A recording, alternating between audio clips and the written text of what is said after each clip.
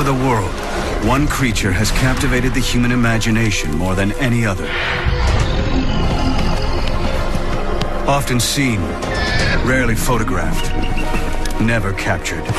It is called Yeti, Sasquatch, but most know the creature as Bigfoot. Now a team of top scientists search the globe, using the latest technology and their expert knowledge of the animal kingdom. They question the creature's very existence, uncover shocking new evidence, and wonder if we've been searching for the wrong creature all along. Join us for the definitive guide to Bigfoot.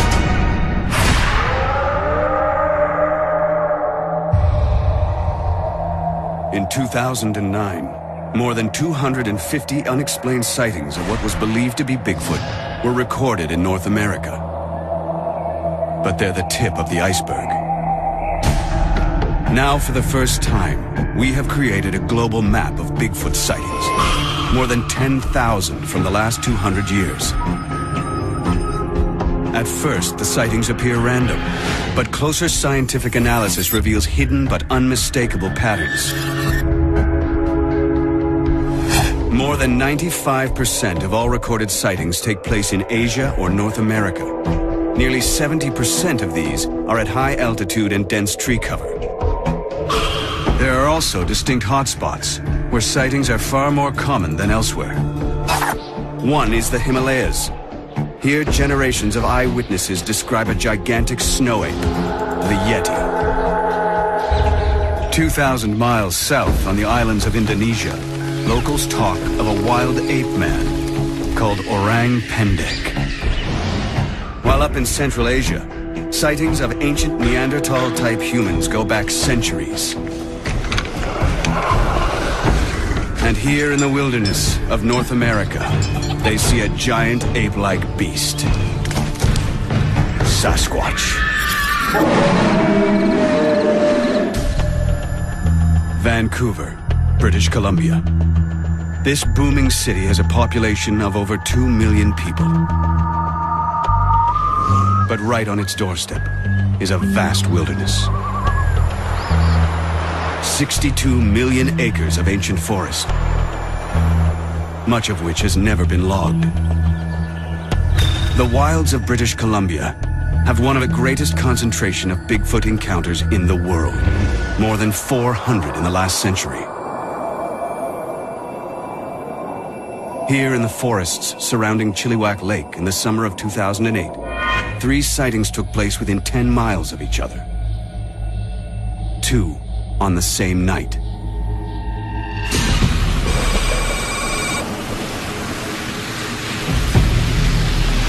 This driver is alone on a remote dirt road. He's never believed in Bigfoot, but he's about to see something that will profoundly challenge what he has previously regarded as fiction.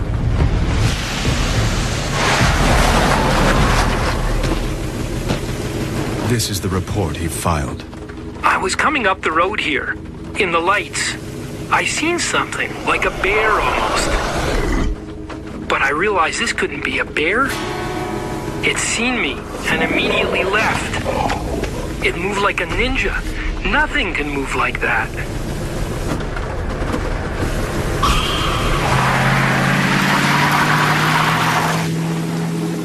Like hundreds of others, this eyewitness chose to remain anonymous for fear of being ridiculed. But his words are real. 3.5 hours later, another encounter takes place when a trucker spots an identical creature on the same stretch of road. The distance between the 2 sightings? Just 1 mile. The local newspaper filed this report.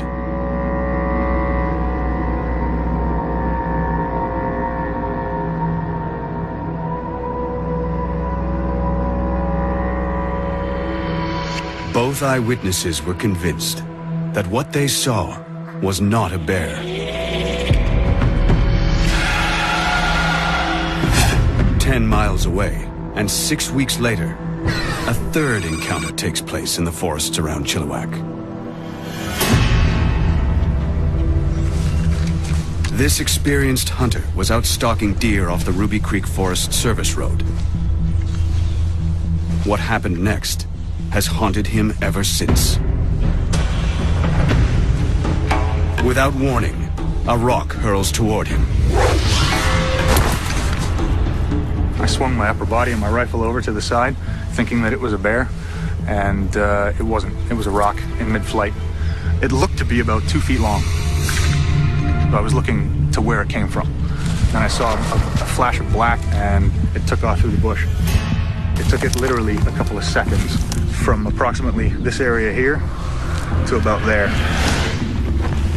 There are no records of bears ever throwing rocks. I come into contact with bears quite often, and it was not a bear. Didn't exactly want to find out what it was. I don't like knowing that there's something out there that can pick me up and use me as a toothpick. I spent the last 2 years trying to forget it ever happened.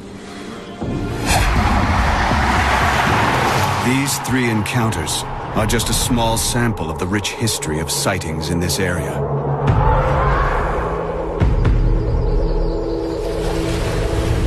Stories of rock-throwing wild men date back generations in the Chilliwack region.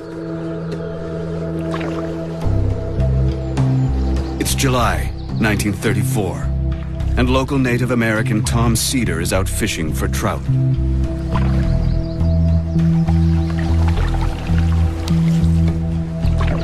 He's lived and hunted in this remote area all his life. But he's taken completely by surprise when what he reports to be a Sasquatch starts hurling rocks, trying to capsize his canoe.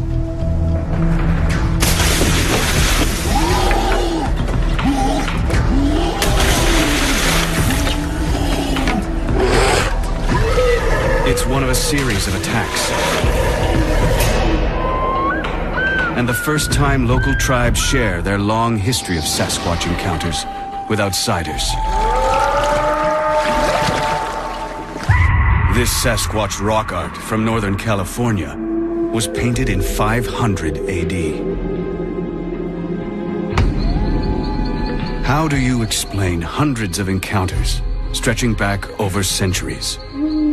Something is out there, but what? Here in one of the world's Bigfoot hotspots, the forests of Canada, 5 of the world's leading scientists have come together to solve this global mystery.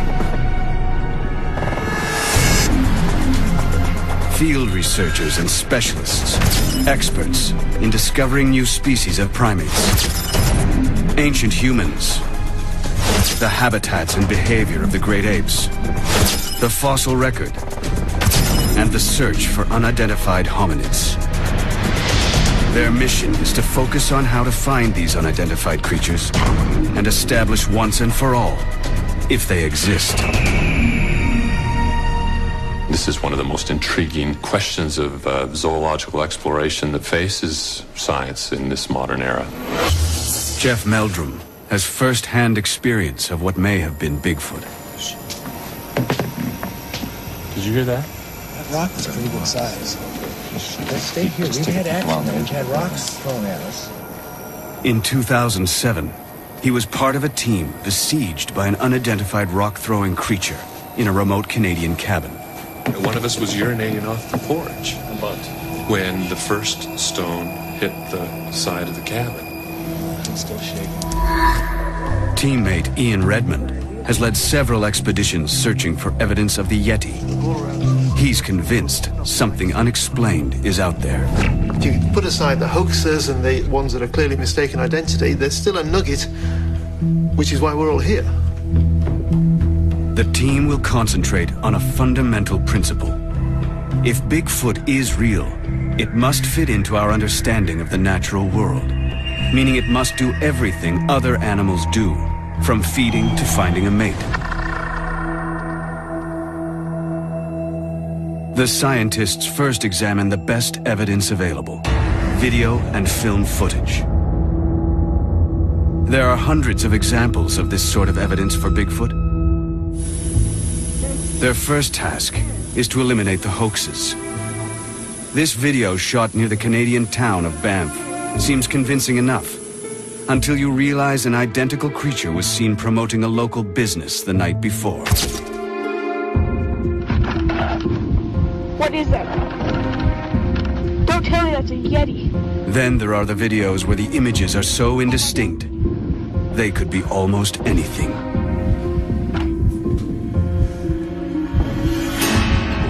Once they eliminate the obvious hoaxes and the images that are so blurred or out of focus to make any real identification possible, there's very little left. The experts are not so surprised. Animals are there at home in their environment, and we're often the intruder, the visitor, and evading human detection is not that difficult. Just how well animals can live undetected by man was proven by this incredible video footage shot in 2007. It's almost all the evidence we have of a new species of man-sized primate, the billy ape. Found in the remote forest of Congo, Africa, it took primatologists a year to track down and film these giant-sized 300-pound chimps. But local people had talked about them for generations. Anna Nakaris has discovered 6 new species of primates. I believe very much in what local people say. And if local people tell me something is there, I have a suspicion that it may be, even if I haven't seen it. The team points to the discovery of the billy ape as a positive indicator for Bigfoot. If a new species as large as this has managed to live undetected by science for so long, could other species of giant ape-like creatures still be out there? The team goes in search of answers, heading out into the heart of the densest clusters of Bigfoot sightings in the world. And they tackle the single most controversial piece of Bigfoot evidence ever. A team of leading scientists are searching for evidence of Bigfoot that cannot be dismissed. Their goal? To separate fact from fiction and create the definitive guide to this mysterious creature. Research has identified the forests of British Columbia as one of its most probable habitats. Now Ian Redmond takes the search directly into the field. He's one of the world's leading gorilla trackers and is using his highly trained eye to look for signs of an unknown species of ape. Redmond is on Vancouver Island, a place where sightings of Sasquatch are so common, it's sometimes nicknamed Ape Island.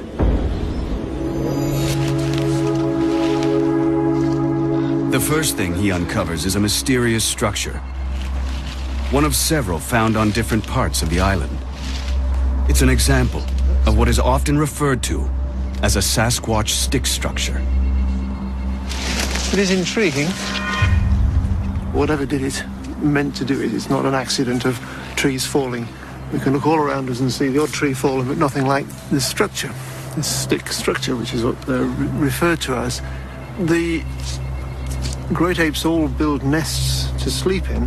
They sometimes interweave bamboo stems that are this sort of thickness and therefore impossible for a man alone to break, and they form a platform above the ground to sleep on.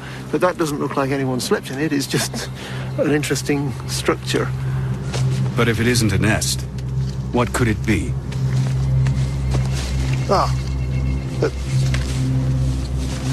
That is interesting because it was broken off before it fell. Redmond suspects another motive for the structure, which is also common in gorilla behavior.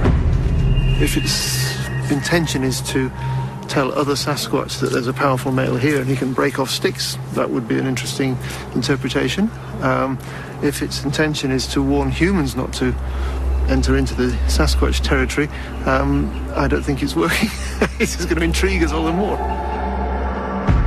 While the stick structures may not be conclusive, the fact is, the global map indicates that sightings in this area date back more than a century. One of Vancouver Island's hotspots is the area around the small town of Duncan, and sightings continue right up to the present day. It was 5 miles from here in 2005 that a local resident had what he describes as an encounter with a giant ape-like creature. Corey Combs is a local dirt bike rider. He grew up in and around the forests of central Vancouver Island. One June evening, he was out on his motorbike when he saw what he believes to have been a Sasquatch, face to face. Set up camp, had a fire going, got kind of late, and I could hear the bushes moving and branches breaking, but I didn't think much about it. But the noises, they kept coming, and I had that sense of something was watching me. And we got our flashlight going, and the batteries were just about to die. And all I remember was seeing the light shine on its face before the battery died. And that was the instant that I knew exactly what was watching me, and that it was indeed Sasquatch. Very distinctive facial features, real broad cheeks, and very predominant eyebrow structure. The face of what looked like an ape. It turned, and then it was gone. And it just left me in just pure terror.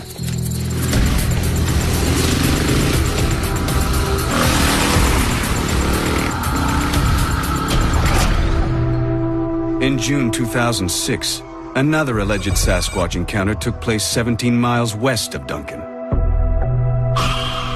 Alan Robertson had pulled onto the roadside with his boat on a trailer when what he thinks could have been a giant ape suddenly attacked. We stopped, do a pee break, but then everything started shaking inside the truck. My stepson says, we're rolling backwards.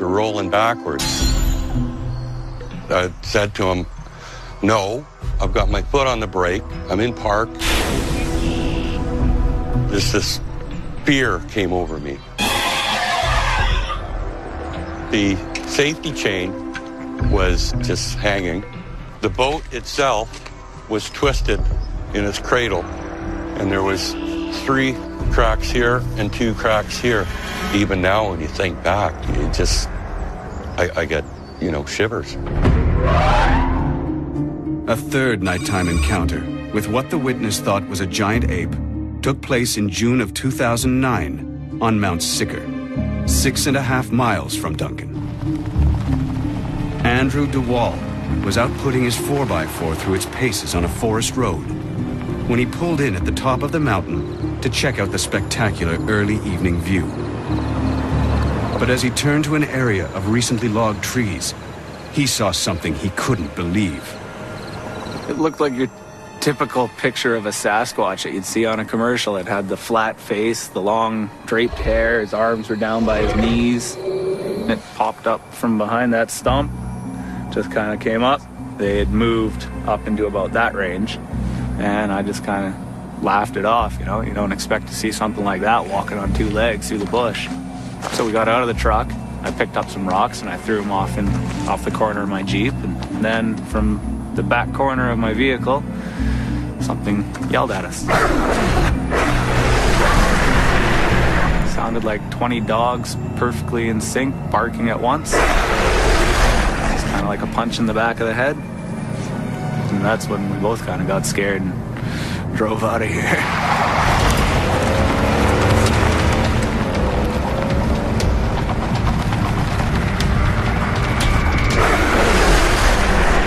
Sasquatch howling like a pack of dogs sounds far-fetched, but gorillas also bark.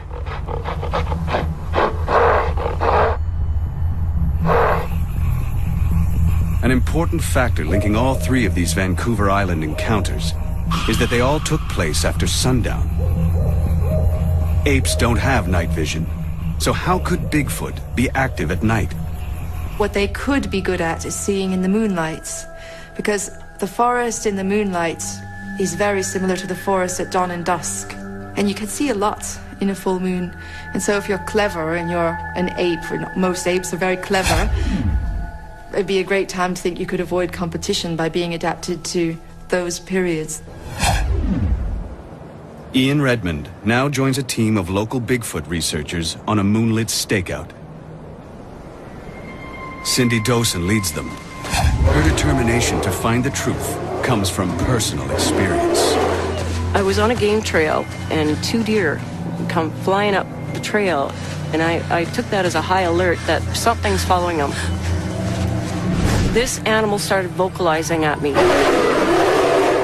The sound was so strong, I could feel it, and I was probably 200 feet away. It was like a yell, scream, roar, all in one sentence. Tonight, Cindy's hoping she'll hear Sasquatch again. Her team have come equipped with a high-tech listening device and an advanced night vision camera to perhaps capture its image.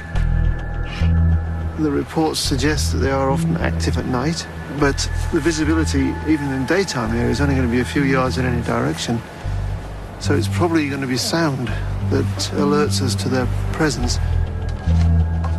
One twilight behavior other local researchers have noticed is tree knocking.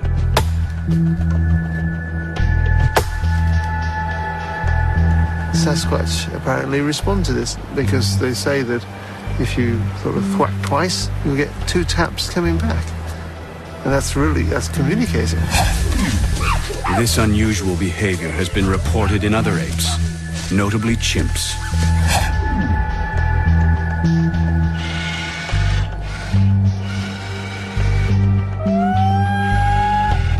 While they wait for a reply, the researchers try another tactic, known to provoke a response from what they think is Sasquatch. A long call that they believe mimics the call made by females of the species. Incredibly, against all odds, a faint reply.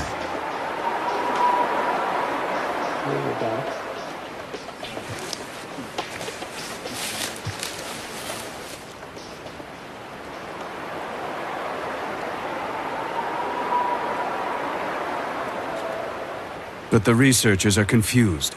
Replaying it again and again, it sounds like it's mimicking field expert Cindy Dawson.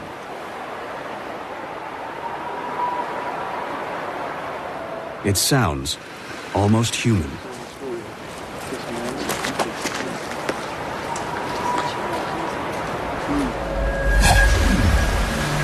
The next morning, Ian Redmond explores the area for signs of a great ape having passed through. What does he think of last night's distant cry? When we heard from some distance behind us a reply, of course, the reaction was immediate. It was extremely exciting, but Cindy was very calm and didn't show immediate excitement at the reply. And I guess she was being cautious because it sounded human-like.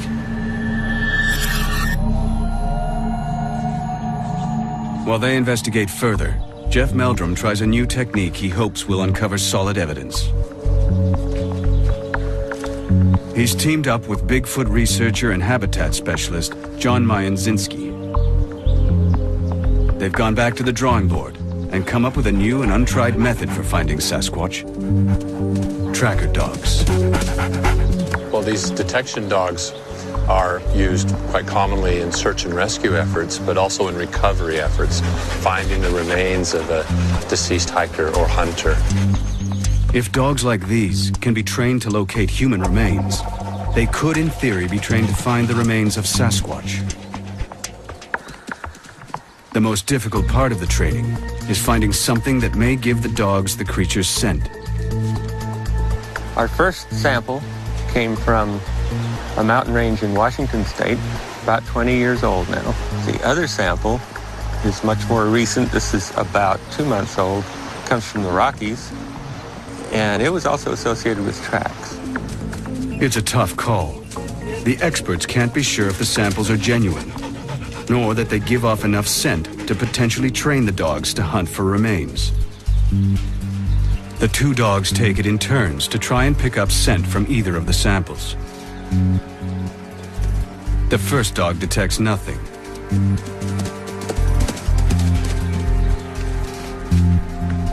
But the second dog registers a definite scent on the second sample.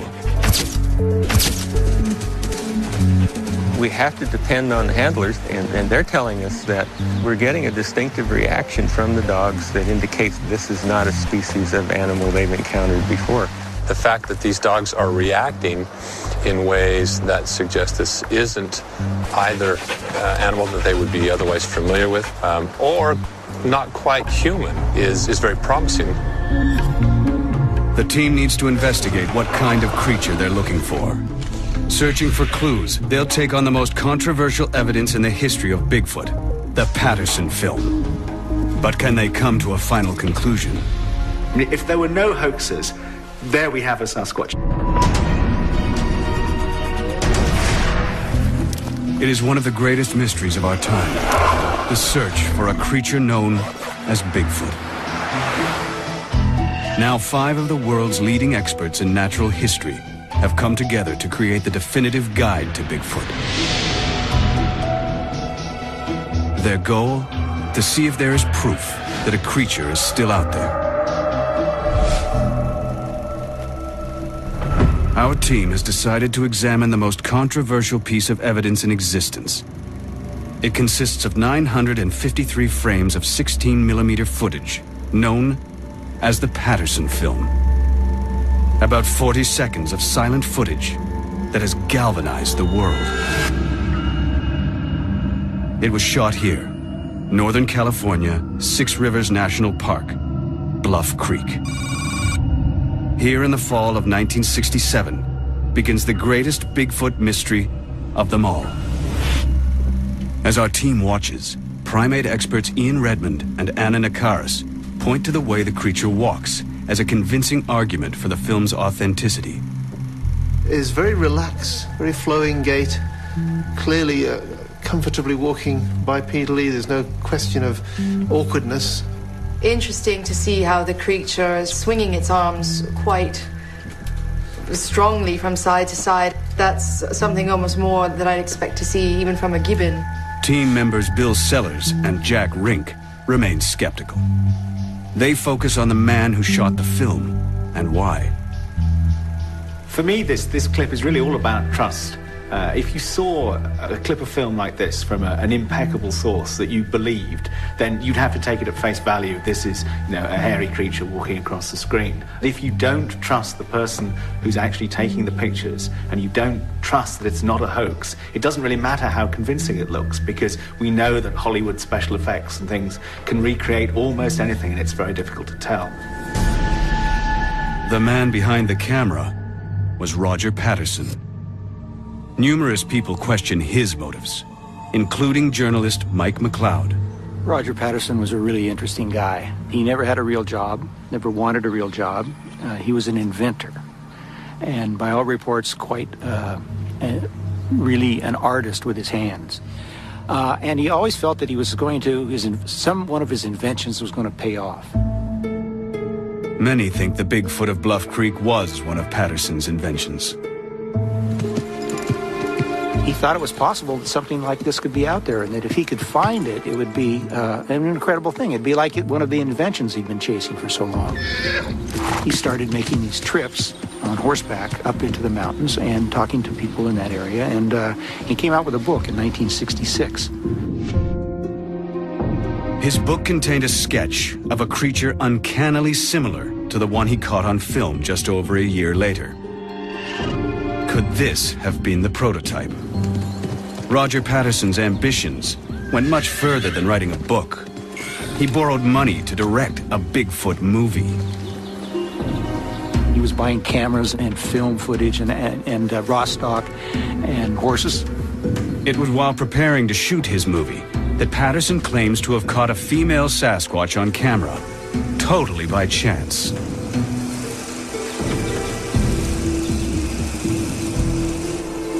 It all sounds too good to be true. Since then, the film has been subjected to 40 years of scientific scrutiny. From biometric analysis of the creature's gait and stride length, to markers showing its height in the natural environment, no one has managed to prove it's a fake. Examining a digitally enhanced section of the film for themselves, the team can see why. Interesting that they chose a female. I think that's a more difficult thing to fake, is that female anatomy, and it looks pretty natural. And so if it is a costume or if it is a suit, I think they've done it pretty well. If Roger Patterson wanted to create a hoax, why would he go to the trouble of creating an anatomically correct female? Ian Redmond agrees. The film seems too realistic to be a fake creature, created by a rookie filmmaker. The bits of the anatomy just look very convincing.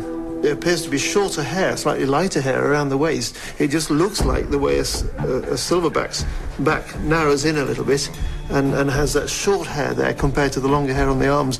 It just looks like a silverback. And in 1967, most people had not seen photographs of gorillas.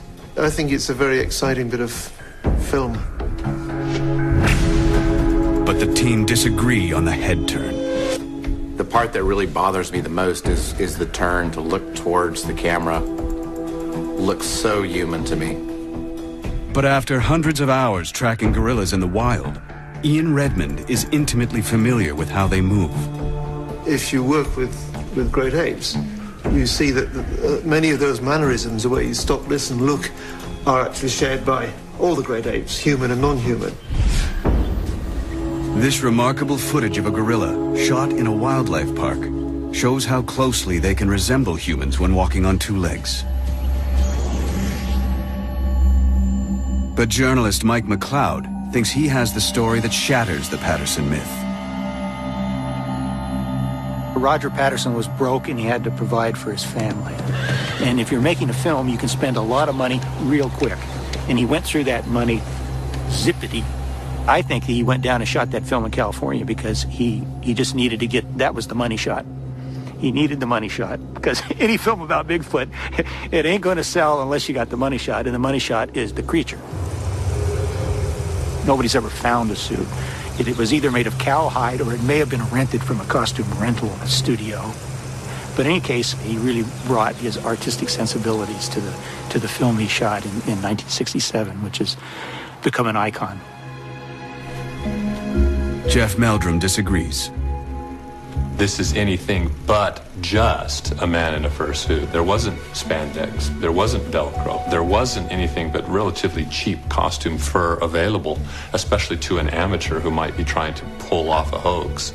If it's a hoax, it really stands as one of the most sophisticated accomplishments of its time. I have to disagree, actually. It's not. I mean, to me, I look at it, and given its history and so forth, you know, it shrieks at me, man in suit. It really does. Roger Patterson went to his grave, taking the truth with him, swearing both his film and Sasquatch were real. I don't think it's incongruous that Roger Patterson would believe that a creature like that existed and then go out and shoot a fake film. It's actually quite interesting. That's his vision of what it looked like. The team remained divided. Two believe it could really be a Sasquatch. Two are unconvinced. One is undecided. But as our global map reveals, real or fake, one incredible fact is certain. In the years after Roger Patterson's film, places like Ohio, Pennsylvania, Maryland, Texas, and Montana, who have almost no previous history of Bigfoot sightings, have become sightings hotspots. In just 10 years, there are more sightings than in the previous 150, and they just keep coming. Can all these eyewitnesses really be seeing Bigfoot? In my experience, hoaxes have been actually very few and far between, and the challenge that we face is sifting the misidentifications, the over-imagination of enthusiastic investigators for whom every bump in the night, every call in the forest is evidence of Sasquatch activity. It's a bit like the Loch Ness Monster. Anyone who sees a lump in the water hopes that's what they're seeing. The team decides to investigate this massive surge. One of the places with the greatest rise in sightings of Bigfoot-like creatures is Florida.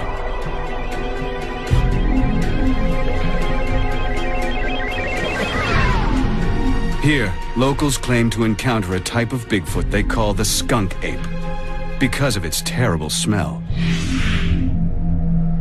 In December 2000, these two photographs were sent to the Sarasota Sheriff's Department. They allegedly show a 5 to 6 foot tall skunk ape that broke into someone's garden. Is this creature fact, fiction, or a case of mistaken identity? Florida's tropical swamp is an ideal habitat for an ape, but the scientists are highly skeptical it's Bigfoot.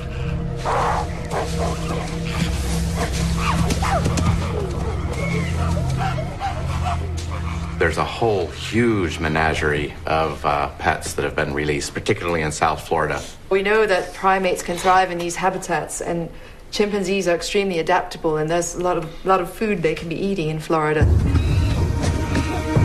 Keeping chimps and orangutans as pets became fashionable in the 1970s, just when sightings of the skunk ape took off.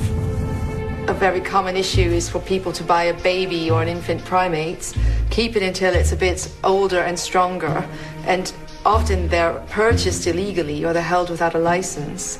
And all it takes is 2 or 3 to start a population.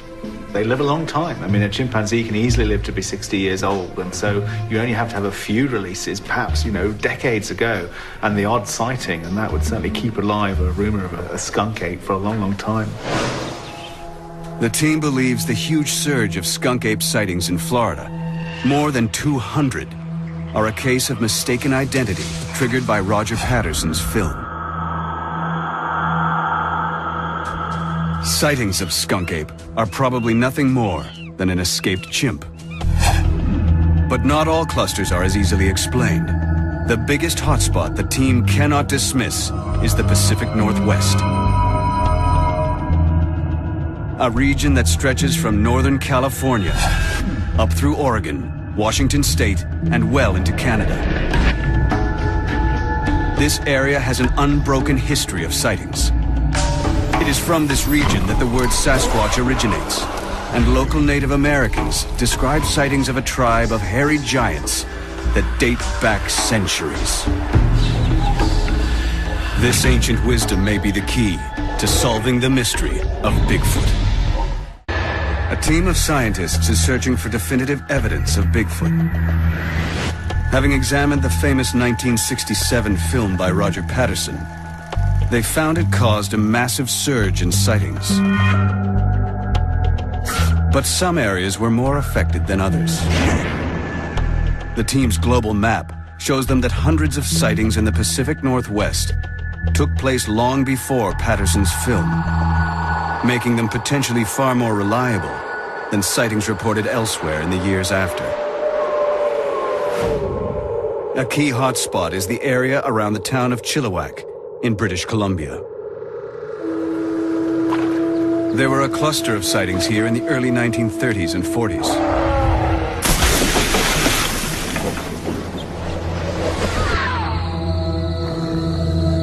One of the best documented encounters took place in July 1934 in a remote forest on the edge of the Chehalis Indian Reserve. Millie Saw and a friend are at home.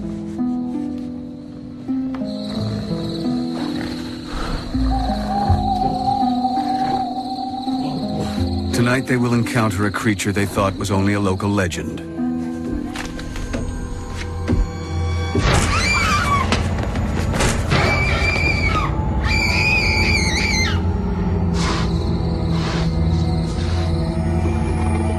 The two women report a giant hairy hand at their window and being trapped for the whole night by a monstrous creature.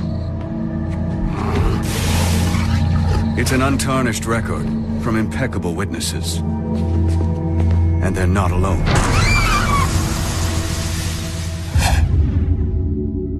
As we move forward in time on the global map, the reports from around Chilliwack just keep coming, in increasing numbers.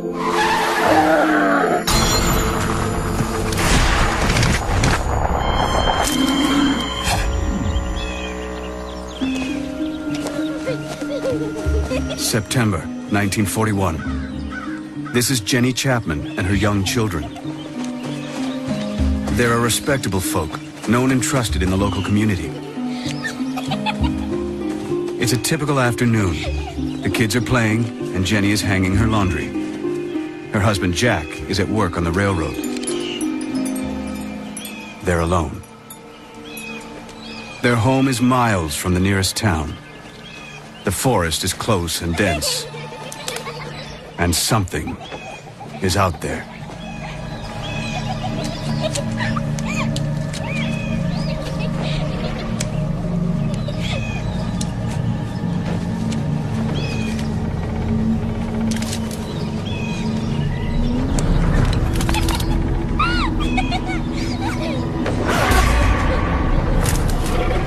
Come here, come behind me. Jenny knows it's not a bear. Come here, stay behind me. And it certainly isn't human. She only knows it is a creature she has never seen before. Jenny Chapman and her children flee for their lives.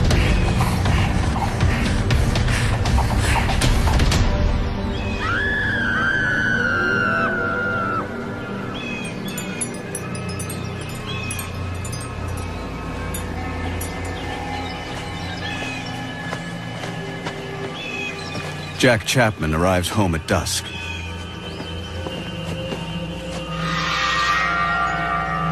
Sarah! Sarah! Jenny! Jenny! He finds strange reddish-brown hair snagged on the high door lintel. The house has been ransacked.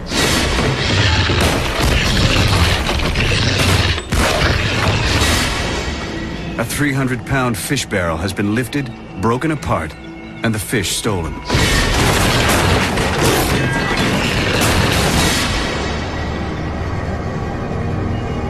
Realizing his wife and children are missing, he runs into the forest. Jack Chapman eventually finds his family taking refuge in the nearby town. The family never returns to the homestead.